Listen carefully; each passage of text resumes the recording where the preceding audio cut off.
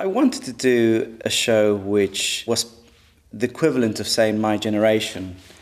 And I was trying to find a way to express that without actually saying My Generation, although that could be a good show as well. And then it occurred to me that it was quite obvious that we were at the beginning of a new millennium, and we often forget that it is quite a momentous occasion. You know, it is, if you compare it to previous sort of fin de siècle sort of moments where, say, the 19th century turned to the 20th century, the number of discoveries and inventions happening, and equally transformations within the art world.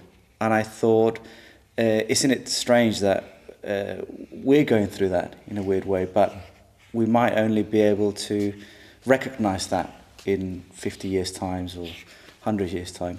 So I wanted to use the moment of that transformation from the 20th to the 21st century as the backdrop of the exhibition, and that's where Dawnbreakers came from. What we can't do with 21 artists is run through and talk about them all. I don't think there will be time to do that, and this is slightly invidious to do this, but I wonder if you might just pick on a few things at random that might help shape what your thinking was. What I might do is tell you a little bit of what I was planning to do with the exhibition and what I eventually did, and perhaps mention some artist name in the process. What I wanted to do initially was to have two very separate areas where some of the work would be a little bit like the cover of the catalogue. You know, it's kind of it looks for another era. It's monochrome. It looks like it's been made with a press, you know, rather than a computer program. And then you open up the catalogue and you have this sort of pixelated end pages, and immediately you have sort of very bold colour, and then you have the work. So you have this sort of colour sort of sandwiched between sort of this sort of monochrome world. And I thought, I'm going to have one room which is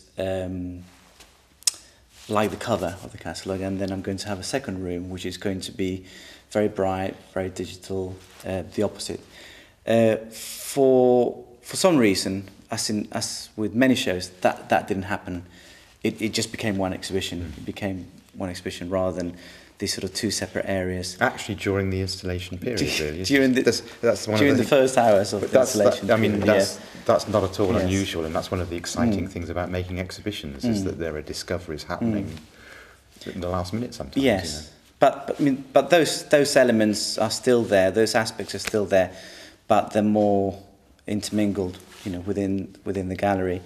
There is the room with James Hopkins' works, whom I worked with before, and that was very specific to separating the rooms. You know, so in a weird way, that has remained as intended. You know, that was meant to be the room which somehow symbolised this transition between 1999 and 2000. You know, this was going to be 2000.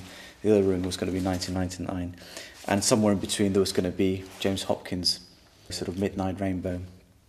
But there's some artists whom I've worked with before, like Nick Dawes, John Stark, Leon Walls, Sam Herbert, relative newcomers to the Snowball, artists like Angus and Boo Ritson, and John Chilver, although I've worked with one previous occasion, it's not been for a while.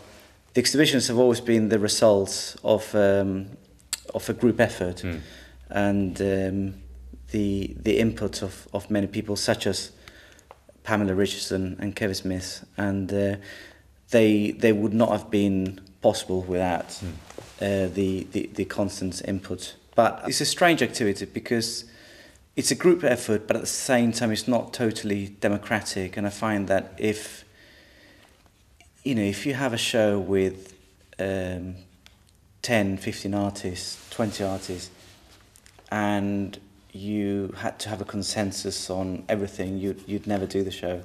One of the things about the show and all the shows that you've done, actually, all the shows that you've curated, it really is an entertainment. It's wonderfully entertaining. It's very, very broad in its approach. I mean, I joked saying it's something for everyone, but there is kind of something for everyone. There's a wide range of media, almost every imaginable kind of media that you can imagine, from apparently fairly traditional painting techniques to objects, found objects, made objects, and film and video. And is that intentional as well, to make it an entertainment? Yes, and sometimes it's also been, I mean, one of the things that I like as well is the fact that with some exhibitions there will be artists who are quite well established, and they've got quite a lot of experience, but then there'll be some artists who may be showing for the first time. So I like to mix the boundaries, I guess, that you would normally expect within an exhibition, and that includes then the boundaries with disciplines. So what I never wanted to do as a curator was to do shows where the exhibitions were substantiating my own practice, where let's do a 10 geometric abstraction painters, so I do try and have a variety, of things which are not necessarily within obviously joined up. Yes. Well, it has been a great pleasure working with these artists and working with these works, and it's been a great eye-opener to see how the context and meaning of these works change as they move around. And I think that gives some indication of your curatorial vision. And it's been a great pleasure working with you again, Juan, so thank you very much. Thank you.